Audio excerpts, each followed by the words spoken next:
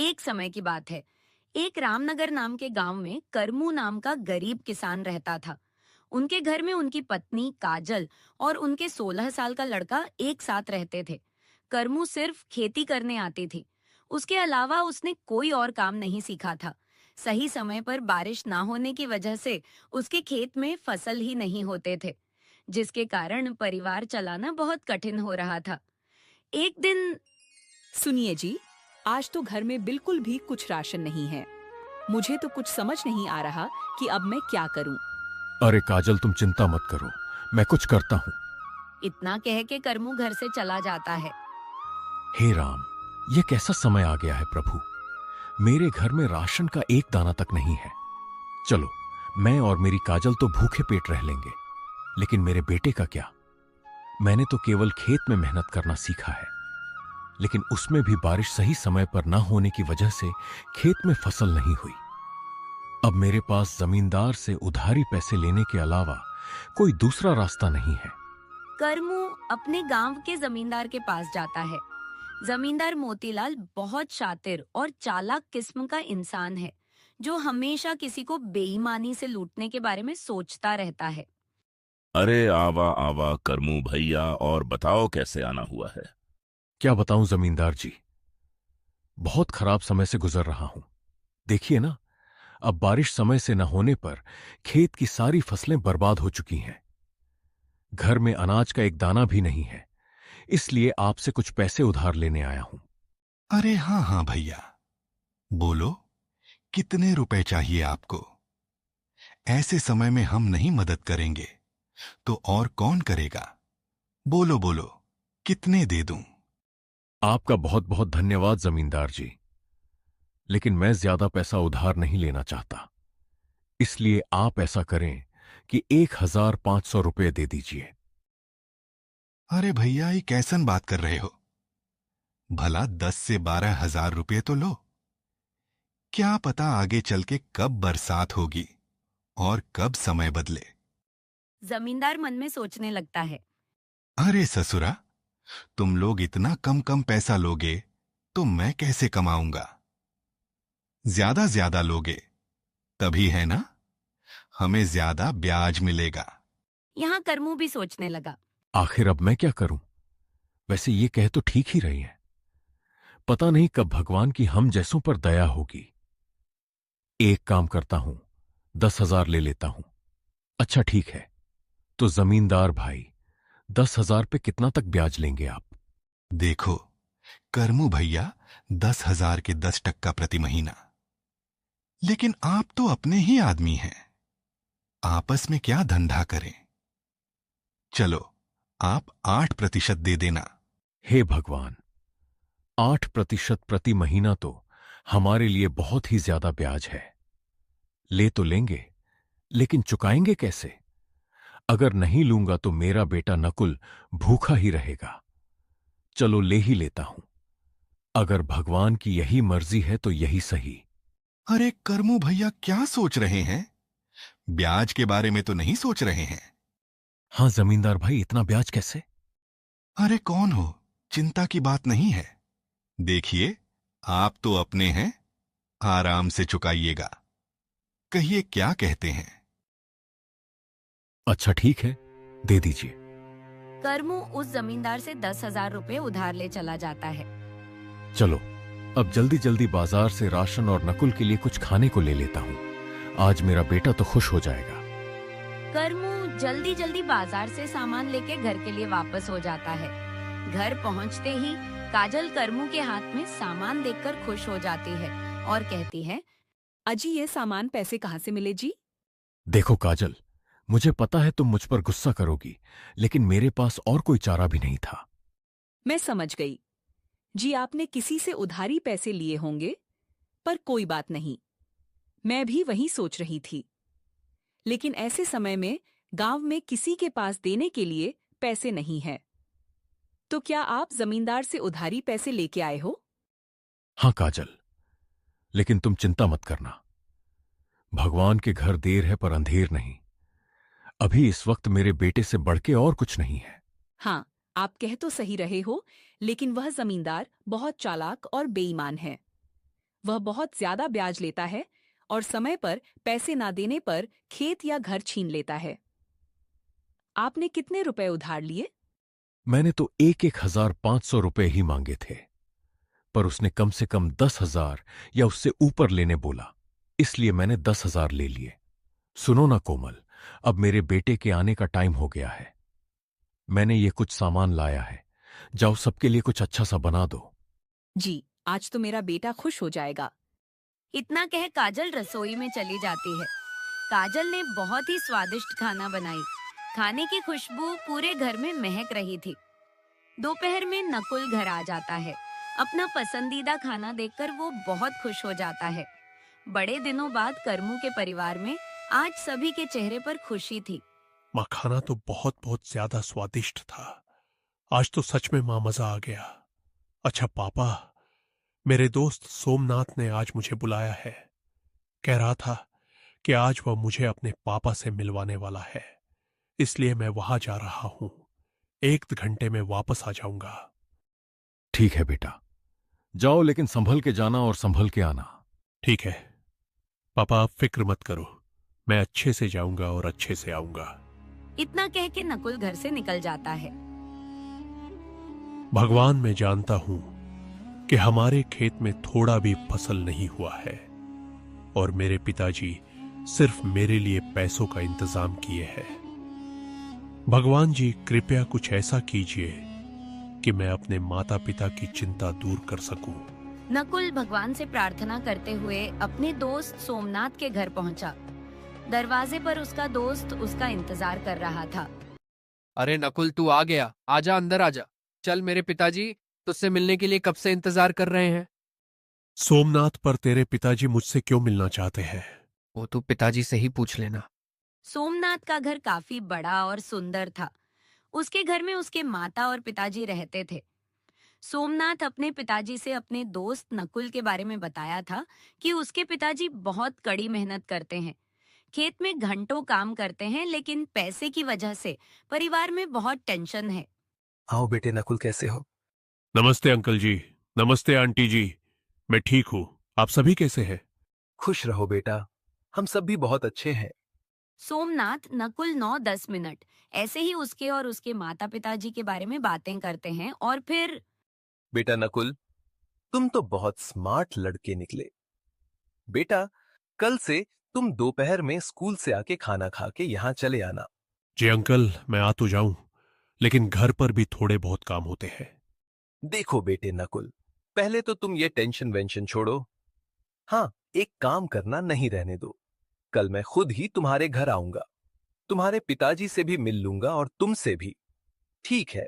जी uncle, ठीक है। अच्छा, तो मैं अब चलता हूं। ठीक है बेटा, ध्यान से संभल के जाना। जी अंकल, मैं एकदम संभल के जाऊंगा। उतने में सोमनाथ की मम्मी बोली, बेटा नकुल, ये लेते जाओ, घर पे खा लेना। नहीं आंटी, इसे मैं नहीं ले सकता। अरे बेटा ले लो, देखो तुम्हारी ममता आंटी ने कितने प्यार से दिया है। नकुल वह थैली ले लेता है, पर उसे समझ नहीं आता कि सोमनाथ के पिताजी उसके पिताजी से क्यों मिलना चाहते हैं। जगदीश अंकल तो बहुत अच्छे हैं, उन्होंने मुझसे कितने प्यार से बात की है और आंटी भी बहुत अच्छी है। उन्होंने मेरा कितना ख्याल रखा, पर वो मेरे पिताजी से क्यों मिलना चाहते हैं? यही सब सोचते हुए नकुल घर पहुंचा और उसने सोमनाथ के माता और पिताजी के बारे में बताया। देखो काजल, हमारे नकुल को कितना अच्छा दोस्त मिला है। चलो बेटा, ठीक है, तो कल आएंगे सोमनाथ के पिताजी। हाँ पिताजी।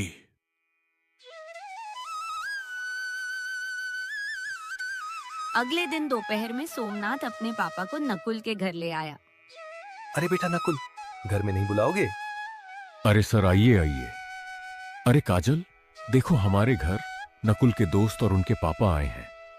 काजल फट से सोमनाथ के पापा के लिए दूध वाली चाय बनाकर ले आती है। चाय पीने के बाद जगदीश जी करमू जी से कहते हैं, सुनिए करमू जी, मैं आपसे थोड़ी बात करना चाहता हूँ। जी सर, कहिए, क्या कहना चाहते हैं? जी, आप मुझे सर मत कहिए, मैं भी आपका दोस्त जैसा हूँ, इसलिए मुझे जगदीश कहा कि बुलाइए। अरे अच्छा, ठीक है, जगदीश जी बोलिए, आप क्या कहना चाहते हैं? जगदीश करमू को घर से थोड़ा बाहर ले जाकर कहते हैं, करमू जी, मेरा बेटा नकुल को अपना बहुत अच्छा दोस्त मानता है। उसने मुझे बताया कि नकुल बहुत समझदार और अच्छा लड़का है, पर गरीबी के कारण से वह पढ़ाई छोड़ने की बातें कर रहा है।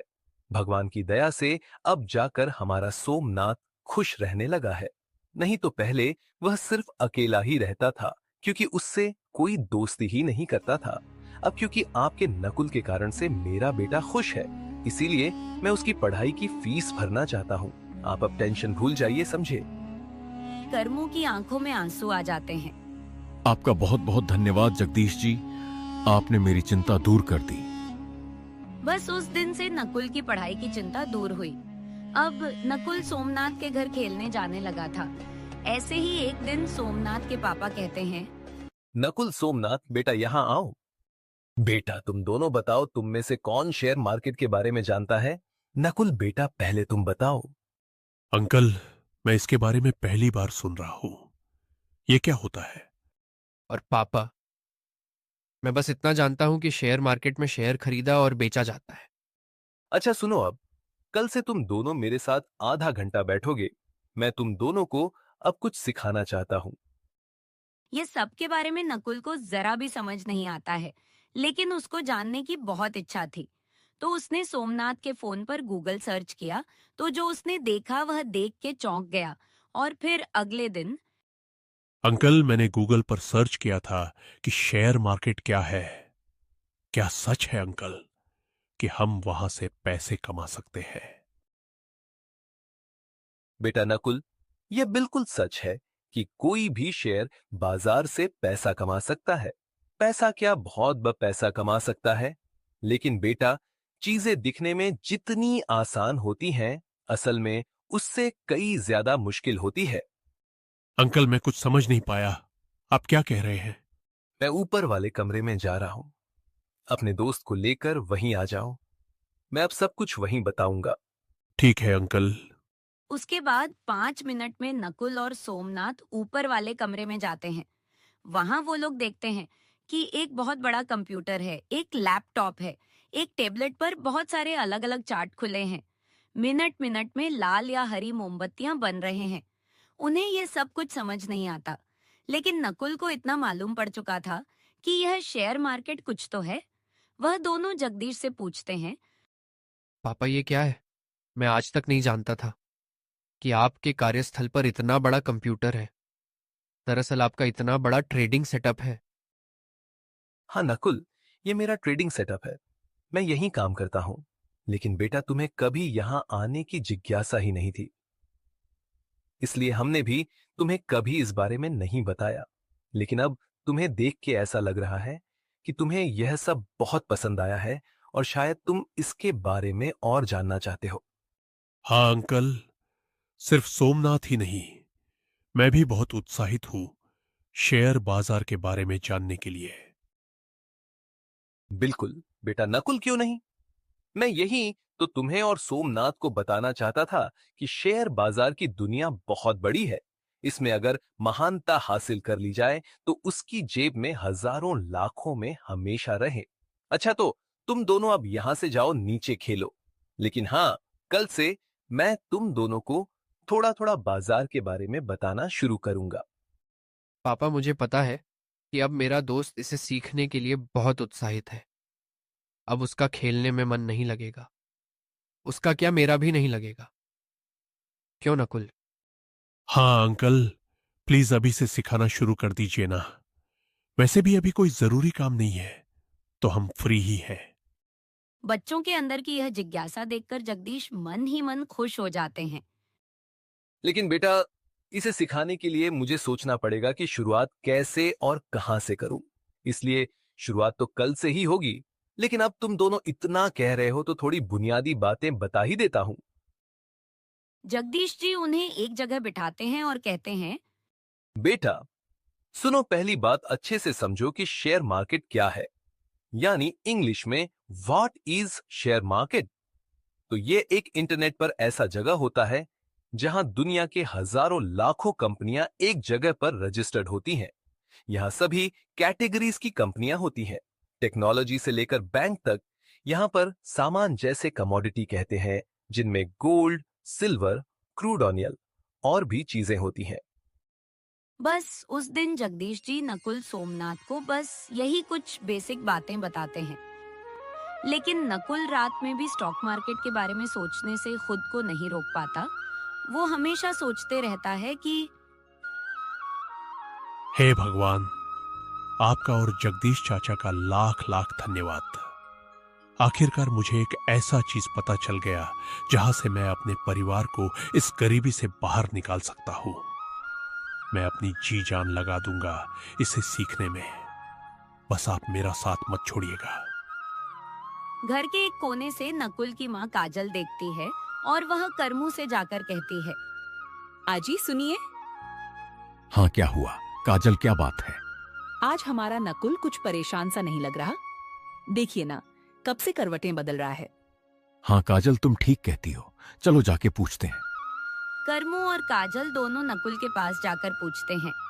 बेटा नकुल, ओ नकुल, क्या बात है बेटा? नींद नहीं आ रही? कोई बात है तो हमें बता सकता है। पापा मम्मी, मैं तो यह सोच रहा था कि आप लोगों को कैसा लगेगा जब मैं एक सफल आदमी बन जाऊंगा। हमारा भी एक अच्छा सा घर होगा। भग पगला, हम दोनों तो डर ही गए थे। बेटा, हम लोग बहुत खुश होंगे उस समय जब तुम एक सफल आदमी बन जाओगे, है ना काजल? हाँ जी, बिल्कुल सही कह रहे हैं आप। हमारा नकुल सफल हो जाएगा तो कितना अच्छा होगा। मम्मी पापा, अब आप लोग भी जाइए और सो जाइए, और हाँ, चिंता बिल्कुल मत करना। फिर करमू और काजल भी सोने चले जाते हैं।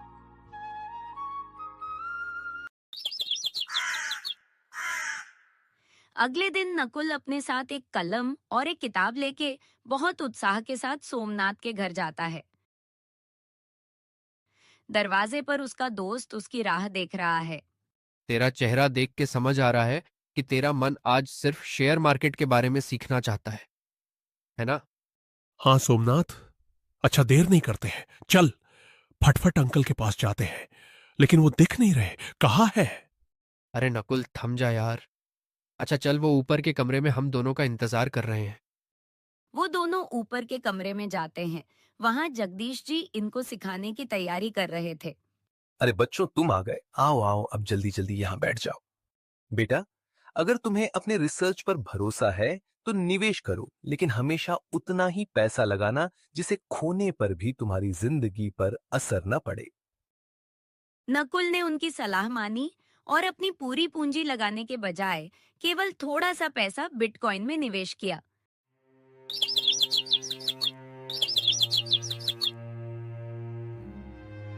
कुछ दिनों तक बाजार में भारी उतार चढ़ाव रहा।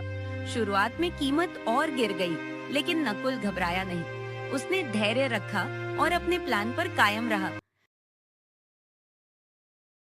करीब 2 महीने बाद बाजार संभलने लगा। बिटकॉइन की कीमत तेजी से बढ़ी और नकुल को अच्छा मुनाफा हुआ। उसने समय रहते अपना निवेश बेच दिया। उसकी समझदारी और रिस्क मैनेजमेंट की वजह से उसका पैसा पहले से कई गुना बढ़ गया। सोमनाथ ने भी बिना लालच किए सही समय पर मुनाफा बुक किया। नकुल अपने परिवार की आर्थिक स्थिति सुधारी। करमू जी का कर्ज पूरी तरह चुक गया और काजल की आंखों में खुशी के आंसू आ गए। जगदीश जी ने दोनों को देखकर कहा, याद रखना, शेयर मार्केट और निवेश में सफलता किस्मत से नहीं बल्कि ज्ञान, धैर्य और अनुशासन से मिलती है। नकुल मुस्कुराकर बोला, अगर उस दिन आपने हमें सही रास्ता न दिखाया होता तो शायद हम कभी अपनी गलतियों से सीख नहीं पाते। इसके बाद दोनों दोस्तों ने सीखना कभी नहीं छोड़ा। वे हर निवेश सोच समझकर करने लगे और धीरे धीरे सफल निवेशक बन गए। पूरे गांव में उनकी मिसाल दी जाने लगी कि मेहनत, सही ज्ञान और धैर्य से कोई भी अपने सपनों को सच कर सकता है। सीख, बिना जानकारी के निवेश करना नुकसान दे सकता है, लेकिन सही ज्ञान, रिस्क मैनेजमेंट और धैर्य आपको सफलता की ओर ले जाते हैं।